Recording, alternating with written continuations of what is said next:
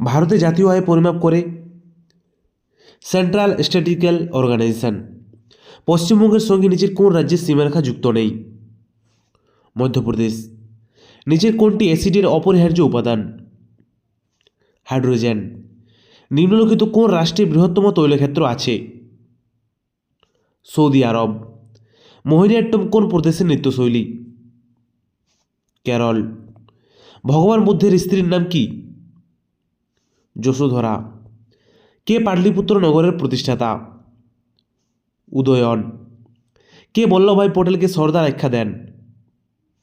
Mahatma Gandhi. Ghadar party কোথায় এবং কবে প্রতিষ্ঠিত হয়? আমেরিকাতে 1913 সালে।